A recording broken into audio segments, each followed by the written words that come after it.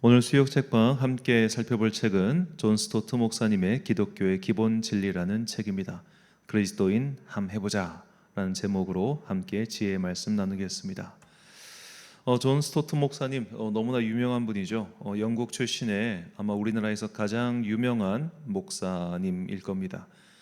존 스토트와 마틴 로이드 존스 이 두 분의 영국 출신 목사님들은 참 특히 개신교 목사들에게 크게 명성을 떨치는 그런 분들이죠. 이 존 스토트 목사님은 1921년에 태어나셔서 2011년에 소천하셨습니다. 약 90년간 사시면서 참 좋은 말씀, 좋은 책들 남기신 매우 훌륭한 그리스도인이시죠. 자, 오늘 소개한 책은 출판된 지 이제 60년이 좀 넘은 이 고전이 된 책, 기독교의 기본 진리입니다. 이 책은 존 스토트 목사님이 영국의 안에 있는 여러 대학들을 다니시면서 했던 강의를 모은 책인데 우리로 치면은 약간 신학생들을 위한 말씀 사경회, 그러니까 2박 3일간 집중적으로 말씀을 듣는 그런 사경회 시간이 있는데 그런 사경회 때 했던 말씀들을 묶어서 편찬한 책이다. 그렇게 보시면 되겠습니다. 이 책은 크게 네 가지 파트로 구성되어 있는데요. 1부는 그리스도는 누구인가, 그리고 2부는 우리 인간들의 상태, 그리고 3부는 그리스도가 하신 일, 그리고 4부는 인간이 해야 할 일에 대해서 이렇게 책 내용이 구성되어 있습니다. 자, 이것만 봐도 이 책 전체가 사실 하나의 거대한 설교문이다라고 생각해도 크게 이상하지 않을 겁니다. 이 설교 양식 중에는 4페이지 설교라는 게 있습니다. 글의 단락을 크게 4개로 나누어서 하는 설교 양식인데 이 책이 사실 그런 4페이지 설교 양식과 똑같아요. 존 스토트 목사님이 이제 활동하실 때는 이런 4페이지라는 설교 양식이 없었기 때문에 아마도 이런 기본적인 논리 구성 자체가 후대에 영향을 미치지 않았을까, 또 그런 생각을 해봅니다. 자, 먼저 이 책을 시작할 때 이제 스토트 목사님이 개요를 하는데 이 개요가 인간의 실존과 하나님의 계시에 대한 그분의 설명이었습니다. 인간은 무한의 의문을 갖는 피조물이다. 인간의 생각이 그렇게 만들어졌기 때문에 그만둘 수가 없다. 인간은 항상 미지의 것을 파고든다. 지칠 줄 모르는 힘으로 지식을 추구한다. 어린이의 그칠 줄 모르는 외에서 벗어나지 못한다. 그런데 인간의 생각이 하나님께 이르게 되면 좌절한다. 어둠 속에서 더듬거린다. 인간은 그 어둠의 시면에서 몸부림친다. 이것은 이상하지 않다. 하나님은 무한하신데 인간은 유한하기 때문이다. 그래서 하나님께서 당신을 계시 곧 나타내 주셨다. 그러니까 인간의 실존과 하나님의 계시를 딱 비교해서 설명했는데 인간의 실존은 무한히 질문을 던지는 존재라는 겁니다. 왜 라고 말이죠. 그리고 모든 것에 궁금증을 가지고 의문을 던집니다. 그래서 인간이 마침내 하나님께 대해서 궁금증을 가지고 하나님께 질문을 던지는데 그 질문에 답이 오지 않는다는 거예요. 왜냐? 그분은 무한하고 우리는 유한하기 때문에. 그러니까 피조물과 하나님 사이에는 결코 넘을 수 없는 엄청난 협곡이 있다는 거죠. 그렇기 때문에 우리가 거기로 넘어갈 수는 없지만 크신 분이 우리를 위해서 넘어와 주셨습니다. 이것이 계시라는 겁니다. 자, 계시에는 크게 두 가지 종류의 계시가 있습니다. 하나는 일반 계시이고 두 번째는 특별 계시입니다. 일반 계시는 하나님께서 로마서에 나온 말씀처럼 이 자연 만물 곳곳에 하나님의 형상을 숨겨 두셨다는 거죠. 우리는 조금만 관심을 가지고 귀를 기울이면 이 자연 만물과 세상의 법칙 속에서 하나님을 발견할 수 있습니다. 하나님께서 그 협곡을 넘어서 우리에게 보여주셨기 때문입니다. 두 번째는 특별 계시입니다. 바로 이스라엘 민족을 통해서 하나님께서 당시 선지자들을 통해서 말씀을 남겨주신 것, 이것이 특별 계시죠. 성경이 특별 계시이며 또한 성육신하신 예수 그리스도가 또한 특별 계시입니다. 그러니까 인간이 넘어갈 수 없기 때문에 하나님께서 우리에게로 넘어와 주셨다. 이것이 성경이 우리에게 가르쳐주고 있는 인간의 실존과 그리고 이 세계의 진실이죠. 요약하자면 이렇습니다. 하나님이 말씀하셨다. 하나님이 행하셨다. 하나님의 말씀과 행위에 대한 기록과 해석은 성경에서 발견된다. 자, 이렇게 성경에서 발견된 말씀에 따라서 우리가 행동을 해야 된다는 거죠. 자, 믿는 자들의 행동은 다음과 같이 설명합니다. 하나님을 찾으라. 하나님은 우리를 찾으셨고 지금도 찾고 계신다. 우리도 하나님을 찾아야 한다. 하나님과 인간 사이의 가장 큰 문제는 인간이 하나님을 찾지 않는다는 것이다. 하나님께서 계시를 통해서 그 간극을 넘어와 주셨습니다. 왜냐하면은 인간 스스로는 그 간극을 넘어갈 수 없으니까. 그렇게 세세 곳곳에 자신의 계시를 남겨두셨는데 정작 인간이 그걸 찾지 않는다는 거예요. 그래서 궁금증을 가지고 이것이 무엇일까 계속 궁구하는 인간들을 그것을 발견해 나가겠지만 그러지 않고 가만히 있는 사람들은 그것을 발견할 수 없다는 겁니다. 그래서 우리는 하나님을 찾아야 하는 의무 그리고 자세가 필요한 것이죠. 우리는 부지런히 겸손하게 정직하게 순종의 자세로 하나님을 찾아야 한다. 특히 순종의 자세가 중요하다. 자, 우리는 도덕적 중립을 유지하면서 예수를 연구할 수 없다. 우리는 믿을 준비뿐만 아니라 순종할 준비가 되어 있어야 한다. 하나님이 그분의 뜻을 보여주시면 행할 준비를 하고 있어야 하는 것이다. 자, 여기서 기독교인 즉 그리스도인과 기독교 연구자가 다른 것이죠. 기독교 연구자는 순종할 필요가 없습니다. 그냥 연구만 하면 됩니다. 그러나 그리스도인은 도덕적 결단이 필요합니다. 내가 말씀에 순종하겠다는 도덕적 결단 말입니다. 그런 결단이 없이 우리가 그저 지적인 만족과 혹은 내면의 안식을 위해서 그리스도를 찾고 교회를 찾고 말씀을 찾는 사람들이 있지요. 안타깝지만 그분들은 아직 그리스도인이 되었다고 보기 어렵습니다. 왜냐하면 회개하지 않았기 때문이죠. 회개라는 것은 돌이키는 것이며 돌이킨다고 하는 것은 삶의 방향이 바뀐다는 결단, 곧 순종이 포함되어 있기 때문입니다. 그래서 이런 순종의 결단, 이게 참 중요하다는 거예요. 이 부분 뒤에서 다시 한번 나옵니다. 자, 이렇게 겸손한 자들, 하나님을 찾는 자들이 하나님을 찾을 때 드려야 하는 기도에 대해서 저자가 이런 기도문을 만들고 소개합니다. 하나님, 만일 하나님이 계신다면, 솔직히 저는 하나님이 계신지 확실히 모릅니다. 이 기도를 들으실 수 있다면 저는 하나님이 기도를 들으실 수 있는지도 모릅니다. 제가 정직하게 진리를 찾고 있다는 것을 알아주시기 원합니다. 제 마음은 열려 있습니다. 기꺼이 믿겠습니다. 저의 의지를 포기하겠습니다. 예수님이 하나님의 아들이시고 세상의 구주임을 보여주십시오.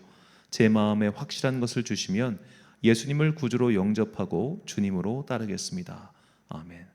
자, 이런 기도문은 초신자, 새신자 그리고 영접하기를 원하는 사람들이 문자 토시 하나 안 틀리고 외울 필요는 없지만 이런 류의 기도를 날마다 드리시길 원합니다. 이런 기도를 드림으로써 이 기도가 내 귀에 먼저 들어오고 내 귀에 들어온 기도가 점차 내 영혼의 장벽을 무너뜨려요. 그저 굉장히 거만한 자세로 주여 말씀하소서 난 들을 준비가 되어 있습니다. 이 정도 수준이 아니라 하나님 솔직하게 정직하게 겸손하게 그렇게 주님께 나아간 자들은 반드시 주님을 만날 수 있습니다. 어쩌면 지금까지 우리가 주님을 만나지 못했다면 하나님의 살아계심을 아직도 느끼지 못하겠다면 이제는 나의 기도의 자세를 바꿀 때가 되었죠. 자, 이렇게 해서 이제 1부부터 4부까지 내용을 이제 살펴보겠는데요. 먼저 1부는 그리스도는 누구인가라는 파트입니다. 자, 이 저자는 사실 요한복음을 보면 우리가 이런 생각을 할 수 있어요. 요한복음은 되게 재밌는 책입니다. 뭐가 재밌냐면 예수님께서 이런 식으로 말씀하세요. 나를 믿으라. 그러니까 상대방이 대꾸합니다. 당신을 믿어야 하는 근거가 뭐냐? 그러자 예수님이 이렇게 대답하세요. 나를 믿으면 그걸 알게 될 거야. 그러니까 일종의 논리적 순환 구조? 그러니까 논리로 치면은 말이 안 돼요. 저자는 이 점을 지적을 합니다.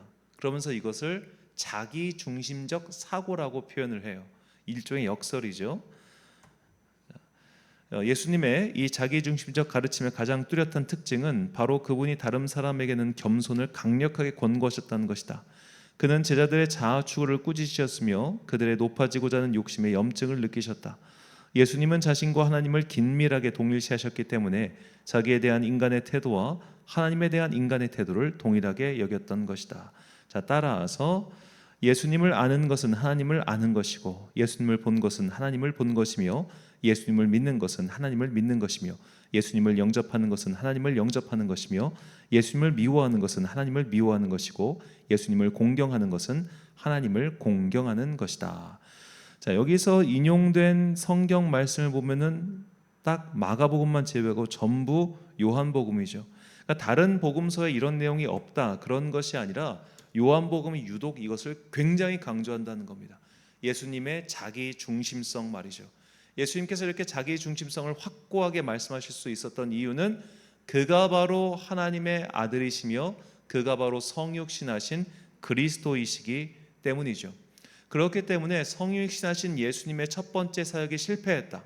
그가 초림 예수는 실패했다. 그래서 재림 예수가 필요하다는 이단 사이비의 주장은 성경으로 볼 때 완전히 틀린 말입니다. 초림 예수, 그러니까 역사적으로 처음 오셨던 예수님의 사역은 실패할 수가 없습니다. 왜? 그분이 하나님이신데 어떻게 실패해요? 그러니까 이런 논리적으로 말도 안 되는 재림 예수 이야기에 우리가 속지 말아야겠죠. 그래서 사실 그렇게 이단과 사이비에 속아 넘어가는 분들은 이단과 사이비의 신학 때문에 속아 넘어가는 게 아닌 것 같아요. 그 안에서 그들끼리 느낄 수 있는 어떤 감정 혹은 공동체성 그런 것 때문에 넘어가는 거겠죠. 이단 사이비의 이런 말도 안 되는 주장은 말이 안 됩니다. 자, 여기서 좀 재미있는 표현이 나오는데 책에서 이 저자는 예수님의 이적, 그러니까 예수님께서 일으키신 기적에 대해서 극화된 드라마틱하게 된 주장이라는 표현을 사용합니다. 자, 기적은 이적일 뿐 아니라 표적이기도 했다. 그것들은 그리스도의 도덕적 권위를 실증하는 것이었다. 그것들은 행동으로 이루어진 예수님의 비유였고 그의 주장을 시각적으로 보여주었다. 이것이 그리스도의 말씀을 극화한 것이다. 그러니까 기적이라고 하는 것은 그냥 단순히 어떤 이적, 놀라운 사건 이런 것뿐만 아니라 예수님이 어떤 분인지 나타내 주시는 표적, 사인이라는 거죠.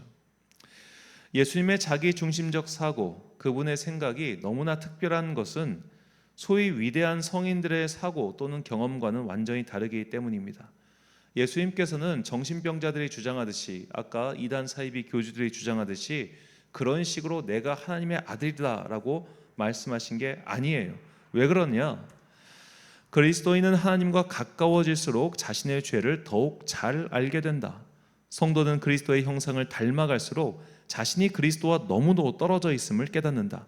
그러나 그리스도는 어느 누구보다도 하나님과 가까이 살았으나 어떤 죄식도 없었다. 자, 이런 식이 설명하자면 이런 겁니다.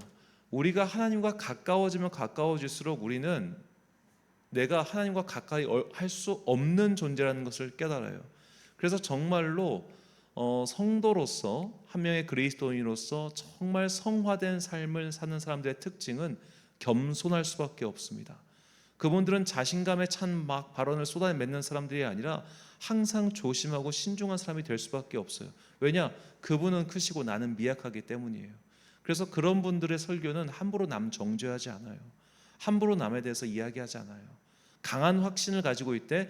그 확신은 어디까지나 그리스도 예수께서 우리를 사랑하신 것에 대한 확신이지 구원에 대한 확신 혹은 심판에 대한 확신이 아니란 말이죠. 그래서 우리가 강하게 말을 하는 것과 정말로 저 사람이 그리스도 예수의 사랑의 확신을 가지고 있느냐, 이거를 좀 구분할 줄 알았으면 좋겠습니다. 자, 이런 것에 대한 우리가 구분력이 없으면은 굉장히 강한 확신을 가지고 말하는 이단 사이비에 속아 넘어갈 수밖에 없는 것이죠. 자, 이단 사이비는 자기가 예수라고 생각하죠. 자기가 예수라고 주장을 합니다. 그런데 그 사람들은 그런 내가 예수라고 하면서 무엇을 추구하느냐? 자기 욕망을 추구하죠. 그래서 그 사람들은 말로는 내 피가 정결하고 내 체액이 정결하고 이렇게 말을 하지만 그들의 삶은 추악하잖아요. 이것이 예수님과 그런 정신병자들의 가장 큰 차이점입니다. 그분의 삶은 추악하지 않았죠. 자, 그래서 예수님의 대적들은 예수님을 어떻게든 흠집을 내려고 했지만 결국 그것들은 문제를 만들어내기 위한 문제 제기에 불과했고, 심지어 나중에는 결국 정치적인 명분을 내세워서 예수님을 심판하려고 하지 않습니까? 그런데 정치가가 볼 때 예수님께서는 죄가 없다고 빌라도가 선언을 하지요. 그래서 저자는 말합니다. 그는 이기적이지 않았다. 그는 자신의 신성을 믿었지만 교만하거나 자신의 위엄을 의지하지 않았다. 그의 가르침이 자기 중심성을 지닌 데 반해 그의 행동은 자기 중심적이지 않았다. 생각에 있어서는 자신을 첫째에 두었지만 행동에 있어서는 자신을 마지막에 두었다. 그는 가장 위대한 자기 존중과 가장 위대한 자기 희생, 양자를 나타내 보였다. 자, 이 자기 희생, 곧 사랑에 대해서 저자는 또 이렇게 말해요. 하나님과 인간을 섬기기 위해 자신을 전혀 돌아보지 않는 이것을 성경은 사랑이라고 부른다. 사랑에는 자기 유익이 없다. 예수님은 이기심이 없었으므로 죄가 없었다. 이기심 없음이 바로 사랑이다. 그리고 하나님은 사랑이시다. 자, 이렇게 하나님은 사랑이시다. 결국 예수님께서는 성육신하신 하나님이시다. 그래서 그분은 죄가 없으시고 그분은 완전하시다. 이것이 바로 그리스도라는 것을 이렇게 믿음의 대상인 그분을 저자는 쭉 설명을 합니다. 그러니까 이 책의 내용은 제목 그대로 우리가 모르고 있는 것을 설명하는 게 아니라 알고 있는 것을 잘 풀어 설명한 책이에요. 그래서 특히 이제 이 책, 나중에 또 말씀을 드리겠지만 이 책을 읽고 주님께로 돌아온 사람들이 많았다고 하는 것은 그만큼 이 책이 기독교의 기본 진리, 특히 구원에 대해서 매우 잘 설명했다는 겁니다. 사실 두께가 그렇게 두꺼운 책도 아니니까 필요하시면은 사서 읽으시는 것도 추천을 드립니다. 근데 믿지 않는 분들에게 이 책을 추천하면은 읽기 힘들 거예요. 좀 어려운 책이긴 합니다. 자, 2부는 인간의 상태에 대해서 이제 설명하는데요. 자, 왜 우리가 인간에 대해서 살펴봐야 하는가? 저자가 다음과 같이 설명합니다. 그가 이루신 일을 정확하게 알기 위해서는 그가 누구신지는 물론 우리는 누구인가도 반드시 이해해야 한다. 그가 하신 일은 우리를 위한 것이었다. 우리가 누구인가를 정확하게 파악한 후에야 비로소 그리스도가 우리를 위해 하신 일과 우리에게 제공하시는 것이 얼마나 놀라운 것인지를 알 수 있게 된다. 자, 성경은 끊임없이 인간 실존에 대해서 죄인이라는 것을 설명하죠. 이것은 말씀을 통해서도 우리네 현실을 통해서도 얼마든지 확인할 수 있습니다. 왜 이렇게 사회 법제도가 복잡하고 또 복잡해질까요? 인간은 가만히 있으면 항상 법의 빈틈을 찾아내서 죄를 저지르려고 하는 습성이 있기 때문입니다. 이렇게 죄가 발버둥을 치는 이런 모습 속에서 우리는 인간이 정말로 죄인이구나 라는 것을 깨달을 수 있죠. 성경 말씀은 이런 인간의 죄된 실제 모습을 드러냅니다. 이것이 율법의 목적이죠. 하나님의 법, 율법입니다. 하나님의 법은 우리의 죄가 얼마나 많은가를 보여준다. 율법의 목적은 죄를 드러내는 것이다. 자, 그리고 죄는 우리와 하나님 사이를 갈라놓습니다. 이런 것들이 성막의 구조를 통해서 알 수 있지요. 지성소와 사람들의 모이는 곳이 구분되는 것처럼, 휘장을 통해서 구분되는 것처럼 죄는 인간과 하나님 사이를 분리시킵니다. 이런 영적 분리가 곧 사망이죠. 죄는 필연적으로 분리를 가져오는데 이 분리란 사망, 즉 영적 사망이요 유일한 생명의 근원인 하나님으로부터의 단절을 의미한다. 아우구스티누스의 말이 정답이다. 우리는 주께서는 우리를 주님을 위해 지으셨습니다. 그래서 우리 마음은 주님 안에서 쉼을 얻을 때까지 쉴 수 없습니다. 자, 이런 죄는 우리를 분리시킬 뿐만 아니라 우리 안에 영적인 우선순위를 바꾸어 놓습니다. 따라서 하나님이 정하신 순서는 하나님 먼저, 이웃이 둘째, 나는 마지막이다. 죄는 이 순서를 바꾼다. 우리는 자신을 첫째에 두고 이웃을 둘째에, 하나님을 마지막에 둔다. 자, 성경이 이렇게 인간의 죄된 상태를 폭로하는데 힘을 쓰는 이유는 우리가 구원받아야 할 존재임을 깨닫게 해주기 위함이었습니다. 우리 죄를 폭로하는 것은 단 한 가지 목적 때문이다. 즉 우리에게 예수 그리스도가 필요하다는 사실을 이해시켜 그리스도가 주시는 것을 이해하고 받아들일 수 있게 준비시키려는 것이다. 자, 이렇게 해서 1부와 2부를 통해서 그리스도 예수가 어떤 분인지 그리고 인간의 실태가 어떤 것인지 알게 되었다면 이제 이런 실태 속에서 예수님께서는 무엇을 하셨으며 또 그분의 행동에 대해서 우리는 무엇을 해야 되는가가 3부와 4부를 통해서 책에서 알려주고 있습니다. 첫 번째로 그리스도가 하신 일을 살펴보면 바로 화목의 사건이죠. 이 화목을 위한 사건이 십자가입니다. 십자가를 이해하는 것은 그러나 쉽지 않은 일이죠. 그러니까 우리가 생각해 보면 이게 논리적으로 이상합니다. 하나님은 재판관이시죠. 그리고 예수님도 재판관이십니다. 그런데 재판관이 죄인들을 위해서 희생해 버려요. 이게 뭐야 이게? 그러니까 갑자기 한 인물이 두 개의 역할을, 그것도 모순되는 역할을 수행한다고 하니까 논리적으로는 되게 납득하지 않은 사건인 것은 분명합니다. 그런데 이에 대해서 저자가 이렇게 설명하는데 저는 굉장히 와닿는 설명이었어요. 하나님의 아들이 죄를 담당하신 이 단순하고도 놀라운 이야기는 이상하게도 오늘날 인기가 없다. 그가 우리 죄를 담당해 우리의 형벌을 받으신 일을 비도덕적이거나 무가치하거나 부당하다고 이야기한다. 하나님이 그리스도 안에 계시면서 동시에 우리를 위해 그리스도를 죄로 삼으신 방법을 나는 설명할 수 없다. 그러나 그의 인격에 역설이 존재한다면, 이 역설이라고 하는 것은 인성과 신성의 결합을 뜻합니다. 다운 패친 거는 그냥 제가 붙인 말이에요. 그가 한 일에도 역설이 존재하는 것은 당연하다. 자, 역설이라고 하는 것은 일종의 신비적 방법입니다. 우리가 하나님의 신비를 다 이해할 수 없습니다. 그러니까 희생제사 논리를 우리가, 물론 이제 구약의 율법에 익숙한 사람들은 그 희생제사 논리가 납득이 갈 수도 있겠죠. 하지만 희생제사 논리가 익숙하지 않은 사람들이 볼 때는 이게 뭐지? 왜 그가 고통당해야 되고 왜 그가 죽어야 되는가에 대해서 이해하지 못하는 역설이 분명히 존재한다는 거예요. 그 역설 자체가 바로 하나님의 구원의 신비다라고 저자는 설명하는 겁니다. 하나님께서는 이 화목의 신비를 통해서 우리를 사랑의 교제로 이끌어 가시죠. 이것이 구원 사건입니다. 하나님의 계획은 우선 우리를 하나님과 화목하게 한 다음 점진적으로 자기 중심이라는 굴레에서 우리를 해방시켜 다른 사람들과 화목하게 하는 것이다. 우리는 그리스도의 죽음을 통해 죄사함과 화목함을 얻었으나 자기로부터의 해방은 성령을 통해 사랑의 교제로의 연합은 교회를 통해 이루어진다. 자, 구원받은 우리가 그리스도의 일체 속으로 들어가고 또 그리스도의 몸의 일부가 되는 것이죠.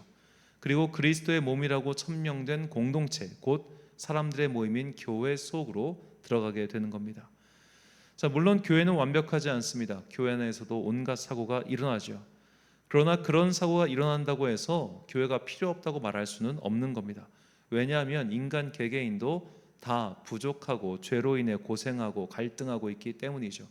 그런 갈등하는 인간들이 모인 공동체이니 당연히 문제가 생기는 게 맞지 않겠습니까? 그러니까 단순히 이제 수학적으로 생각한다면 인간이 어떤 나쁜 부분이 있고 좋은 부분이 있어요. 그런 인간들이 교집합을 이뤘어요. 모였어요. 그러면 나쁜 부분의 교집합도 일어날 거 아닙니까? 그러니까 우리가 교회 공동체에서 속해 있을 때 다 각자의 나쁜 점, 단점들이 있는데 그런 것들의 교집합이 일어나지 않도록 우리가 노력하는 것일 뿐이지, 여러 가지 요인들이 겹쳐서 그런 교집합이 일어났을 때는 정말 나쁜 일들이 일어나는 것뿐이죠. 그러니까 교회가 문제라기보다는 인간 자체가 문제라는 것, 그리고 인간 자체가 문제인 것이 교회뿐만 아니라 비단 모든 사회적 구조 속에서 일어나고 있다는 겁니다. 그런데 하나님께서는 이렇게 부족한 인간의 공동체를 그리스도의 몸으로 삼으셨다는 게 참 중요합니다. 굉장히 신비로운 이야기지만 이 책에서 언급한 내용이 아니기 때문에 여기까지만 말씀드리겠습니다. 이제 마지막 파트인 인간이 해야 할 일, 하나님께서 그리스도를 통해서 이런 구원의 사건을 베풀어 주셨을 때 우리 인간은 과연 무엇을 해야 되는가? 저자는 말합니다. 그 첫 번째가 바로 회개라고 말이죠. 회개는 그리스도인으로 회심하는 데 있어서 첫 번째 요소다. 어떠한 경우에도 이를 거쳐야 한다. 회개와 믿음은 맥을 같이 한다. 죄를 버리지 않고는 그리스도를 따를 수 없다. 성경에 나타난 분명한 가르침과 양심의 소리대로 행동하라. 그러면 그리스도가 점진적으로 의의 길로 인도하실 것이다. 자, 점진적으로 의의 길로 인도한다. 이게 참 중요합니다. 우리가 회개한다고 단숨에 사람이 바뀌는 것 아니잖아요. 우리의 자아를 왜 날마다 죽는다고 그렇게 사도 바울이 표현했겠습니까? 이것을 마치 비유하자면 한번 담배를 피웠어요. 오랫동안 담배를 피다가 끊었어요. 그럼 그 사람은 담배를 지금은 끊었지만 항상 마음속에서 담배를 피고 싶어하는 자아와 싸운단 말이에요. 그런 상태가 바로 우리의 상태예요. 칭의, 의롭다 하셨으나 성화에는 아직 이르지 못한 거예요. 그 성화에 이르기까지는 지단한 노력, 곧 우리의 행동과 순종이 반드시 필요한 겁니다. 그래서 저자는 말해요. 그리스도를 따르려면 자기를 부인하고 자기를 십자가에 못 박으며 자아를 잃어야 한다. 이제 예수 그리스도의 완전하고도 준엄한 명령이 분명하게 제시되었다. 주님은 적당하게 반쪽 마음으로 따르는 것을 원하지 않으시고 열정적이고 절대적 헌신을 요구하신다. 자, 그리스도를 따르는 사람들은 각자의 삶을 열심히 살아야 됩니다. 또한 자신이 맡고 있는 정당하고 합법적인 직업에 최선을 다해야 되며 돈과 시간을 하나님께 드리는 마음으로 성실하고 또 열심히 살아야 합니다. 자, 이렇게 열심히 사는 여러 가지 모습 중에 저자가 강조한 것, 굉장히 좀 의미심장한 게 있는데 그것은 바로 혼인 문제입니다. 그리스도인은 혼인 문제에 있어서 꼭 꼭 그리스도인과 혼인해야 된다고 저자는 말을 해요. 그리스도인은 오직 그리스도인과 결혼할 수 있다. 결혼이란 단순히 편리한 사회적 관습 이상의 의미를 지니고 있다. 결혼은 하나님이 정하신 제도다. 따라서 결혼은 인간이 맺을 수 있는 가장 깊은 관계다. 불신자와의 결혼 생활은 종교로 인한 분쟁을 낳고 아이들이 양쪽 부모로부터 받아야 할 신앙 교육을 불가능하게 만들기 때문이다. 그리스도의 회심은 매우 철저한 것이므로 결혼과 이성관계에 대한 모든 태도가 변화되기 마련이다. 자, 그러니까 그리스도인과 그리스도인만이 결혼할 수 있다. 이 말은 사실 우리 현실에서 굉장히 이루어지기 어렵죠. 우리는 믿는 사람들끼리 결혼보다 믿지 않는 사람과 결혼하는 경우를 더 많이 봅니다. 이것은 일단은 교회 내 인구 구조가 여성이 훨씬 많기 때문이에요. 그래서 여성들은 어쩔 수 없이 믿지 않는 남성과 결혼할 확률이 최소한 50대 50입니다. 그래서 일단 여성의 경우는 좀 차치하더라도 남성 아이들 중에 믿지 않는 여성과 결혼한 아이들이 꽤 있어요. 걔네들은 그 결혼을 통해서 자기가 믿지 않는다는 걸 증명하는 것이나 다름없습니다. 교회 안에 정말로 믿는 자매들이 얼마나 많습니까? 그런데도 굳이 믿지 않는 여성과 결혼해서 결국에는 파토가 나요. 그 파토가 난다는 건 믿음 생활의 파토를 뜻합니다. 제가 그런 친구들을 많이 보면서 특히 이제 뭐 목사 자녀인데도 믿지 않는 여성과 결혼하고 이런 친구들이 좀 있어요. 그걸 보면서 아, 참 안타깝다.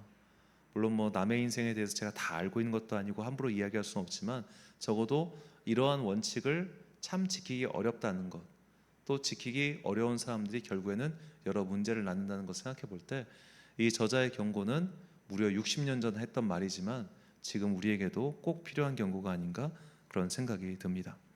그래서 저자가 굉장히 단호하게 말해요. 당신이 도덕 상실증에 빠져 있다면 나의 충고를 받아들여 기독교 신앙을 포기하기 바란다. 당신이 쉽게 자기 멋대로의 삶을 살고 싶다면 할 수 있는 한 그리스도인이 되지 말라. 자, 뭐 예를 들어 저 같은 사람에게 목사를 포기해라, 목사가 되지 말라 이런 말을 할 수 있죠. 야, 너 그렇게 살 거면 목사 하지 마. 뭐 이건 어디까지나 직업이고 하니까 포기할 수 있겠죠. 그런데 너 그렇게 살 바에는 그리스도인이 되지 마. 이 말은 굉장히 강한 말입니다. 저자는 그만큼 바꿔 말하자면 그리스도인이 된다고 하는 것은 다른 삶을 살겠다는 결단이 반드시 필요하다는 거예요. 그리스도인이 되었음에도 불구하고 이전과 삶이 똑같아. 그럼 너는 그리스도인이 아니라는 거예요. 그리고 그렇게 살 바엔 차라리 그 신앙생활 하지 마. 왜 그렇게 살아? 이런 식으로 매우 강하게 저자는 이야기하고 있습니다. 자, 그리스도인이 되는데 시간이 걸리고 인내가 필요하고 또한 고생이 있습니다. 이것을 저자는 또 결혼 생활에 비유해서 이렇게 설명해요. 신랑과 신부가 결혼식을 올리는 데는 단 1시간도 걸리지 않는다. 그러나 거칠고 다듬어지지 않은 그들의 가정 생활에서 두 개의 강한 의지가 꼭 들어맞아 하나로 되는 데는 수많은 세월이 요구된다. 마찬가지로 우리가 그리스도를 영접할 때 순간의 의탁이 일생에 거친 적응으로 인도될 것이다. 자, 이것이 마치 저는 칭의와 성화에 대한 굉장히 참 탁월한 비유라고 생각이 들었습니다. 이분이 책에서 칭의와 성화를 언급하진 않지만 결혼식을 올리는 건 칭의, 각자 부부가 되었으니까 신분이 바뀐 거잖아요. 그런데 진짜 부부 생활을 하는 것은 많은 시간이 필요할 거 아닙니까? 치고받고 싸우는 세월이 얼마나 길겠어요. 그런 세월이 지난 후에 비로소 두 부부가 되는 것처럼 우리가 그리스도인이 된다고 하는 것은 신분이 변화돼서 그리스도인이란 명찰은 달았지만 그리스도인다운 삶은 아직 먼 거예요. 마치 완장은 찾는데 그 완장 찬 사람다운 삶에 이르기까지는 훈련과 인내와 노력이 필요한 것이죠. 그래서 모든 구원받은 성도들에게는 이런 노력이 필요하다는 겁니다. 그렇게 주님과 동행하기 위해서 우리가 항상 주님을 우리 안으로 초청하는 그런 기도를 해야 되는데 저자가 이런 기도문을 적어서 추천합니다. 주 예수님, 전 이제까지 제 뜻대로 살았음을 인정합니다. 저는 생각과 말과 행위로 죄를 지었습니다. 저의 죄를 뉘우칩니다. 회개하고 죄에서 돌이킵니다. 주께서는 저를 위해 죽으셔서 저의 죄를 담당하셨음을 제가 믿습니다. 그 크신 사랑에 감사드립니다. 이제 저의 마음 문을 엽니다. 주님 들어오십시오. 저의 구주로 들어오셔서 저를 다스려 주십시오.